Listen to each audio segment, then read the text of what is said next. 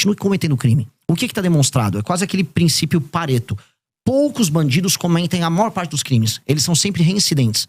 A gente tem que combater a reincidência. Então, se a gente aumenta a pena muito e evita a progressão, aquela pessoa que comete um crime, ela na prática ela vai ficar mais tempo na cadeia e ela, antes de tudo, vai ter medo de cometer esse crime para não passar a vida inteira dela lá.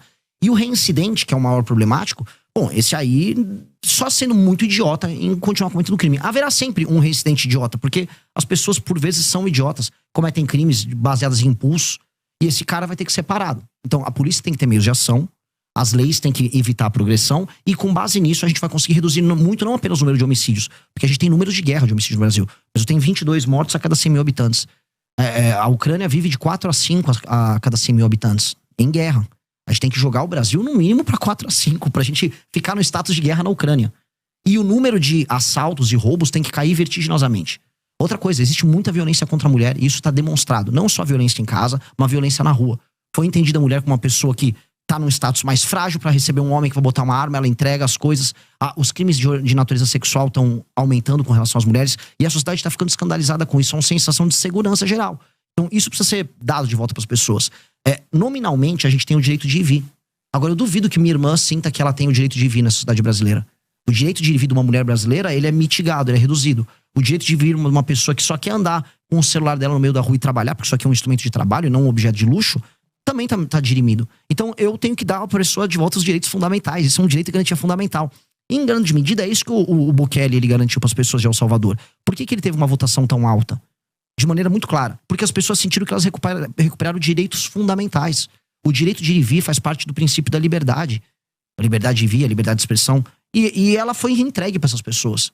E isso para as pessoas dão um valor muito grande. Então o brasileiro precisa ser devolvido o seu direito de ir e vir. Agora, como é que o senhor pretende, por exemplo, combater o feminicídio que o senhor está citando aí, que tem uma natureza de crime de dentro de casa, da pessoa próxima, de um marido, de um ex-marido, de um namorado? Como combater esse crime? É só aumentar a pena? O aumento de pena ele tem um efeito cascata sobre praticamente todos os crimes, tirando alguns crimes que são cometidos por pessoas que agem de maneira doentia e irracional. Mas o senhor pretende aumentar? Você precisa ter, lógico, mas todas as penas do Brasil concernentes à violência, elas precisam ser aumentadas. E mais, todos os reincidentes, porque em geral, o homem que bate na mulher em casa, ele faz isso de maneira reincidente. Ele cria um sistema abusivo de relação com ela. E, em geral, quando você pega o passado dele, também costuma ter essas relações abusivas com as mulheres anteriores. Então, se esse cara tiver passagens pela polícia, por ser um reincidente, por ter tomado uma condenação antes, aí a situação dele piora bastante. É lei e ordem. E aí a gente pode trazer, por exemplo, sistemas de fiscalização. Hoje, São Paulo, é uma coisa que a gente tem que trazer pro Brasil inteiro. Existe um sistema de câmeras, né? O Sampa... Smart Sampa, desculpa. Ainda bem que você lembrou, ótimo. O Smart Sampa, ele reconhece o rosto das pessoas. Você reconhecer o rosto de um marido agressor que recebeu denúncias e você poder abordar ele com a polícia na rua, facilita isso. Infelizmente, agora o Brasil tem que tomar um banho de lei e ordem.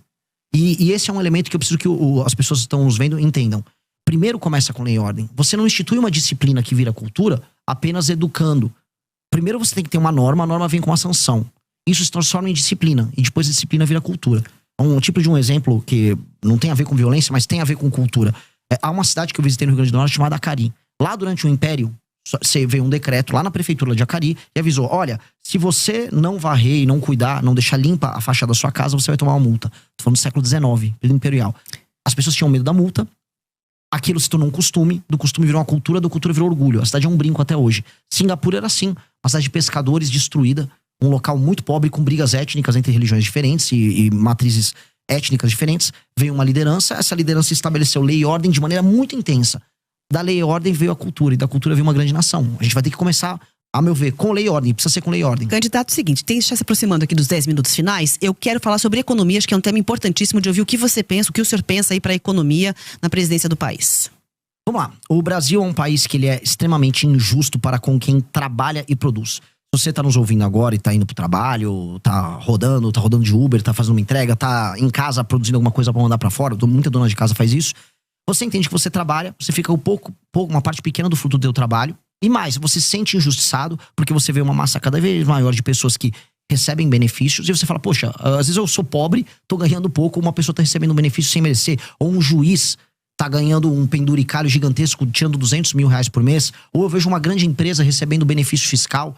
e aí acaba nem entregando o serviço, você fala assim, pô, o que tá acontecendo? Eu estou sendo um otário, sim. Se a gente olhar na letra fria da lei, o brasileiro comum que trabalha e produz é um otário. E isso tem que ser invertido. A nação brasileira tem que ser amiga de quem trabalha e produz.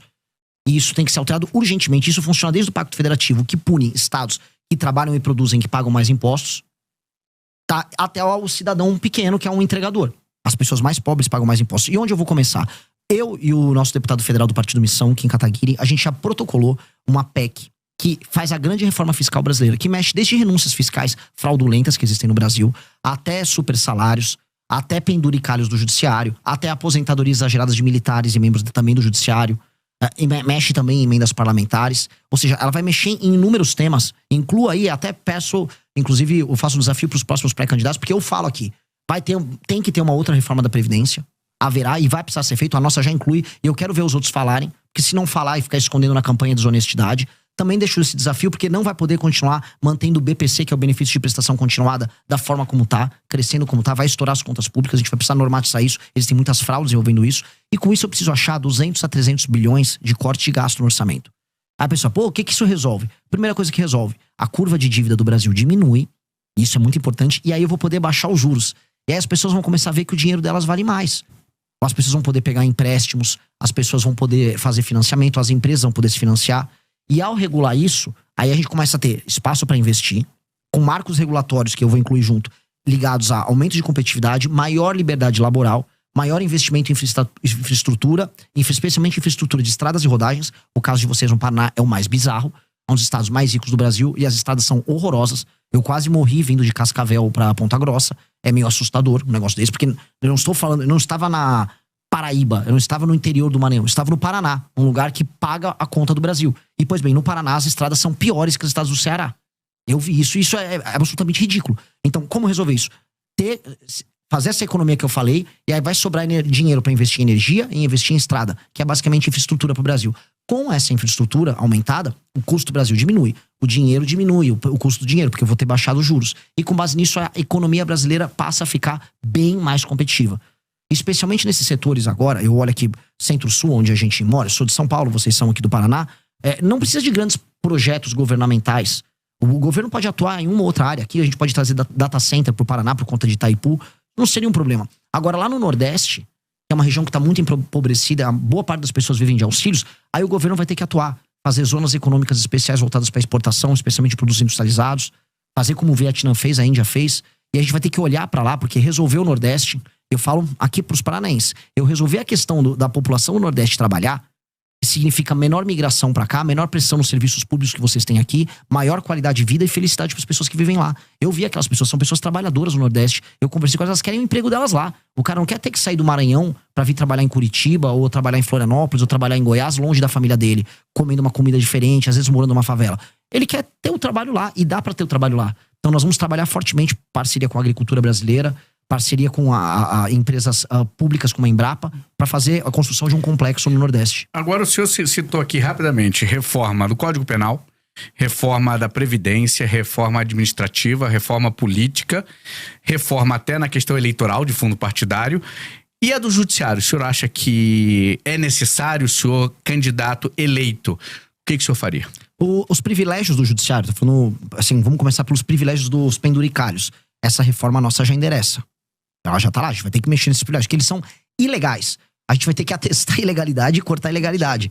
É que, né, quem vigia o vigilante, né? O vigilante é o judiciário e ele não quer ser vigiado por ninguém, porque ele mesmo faz os próprios privilégios. Nós vamos ter que usar o Poder Executivo com um projeto bem claro para coibir isso, acabar os penduricários. Agora, quando eu vou falar do outro tipo de abuso, o abuso do STF, do Supremo Tribunal Federal, aí eu preciso ser muito claro. A gente vai precisar tomar medidas que alterem a dinâmica atual.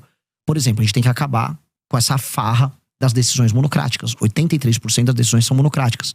Outra farra que tem que acabar é a farra dos escritórios de advocacia ligados a ministro do Supremo. Mas isso não vai competir, por exemplo, não vai ficar, desculpa, até a competência do Congresso? Vai ser feito pela presidência? Mas o presidente, junto com a sua bancada, podem fazer isso. O governo federal pode atuar junto com o Congresso para projetos que podem ser de iniciativa tanto do Congresso quanto da presidência da República. E aí o presidente da República tem que botar sua força política nesse projeto. Sua força de convencimento.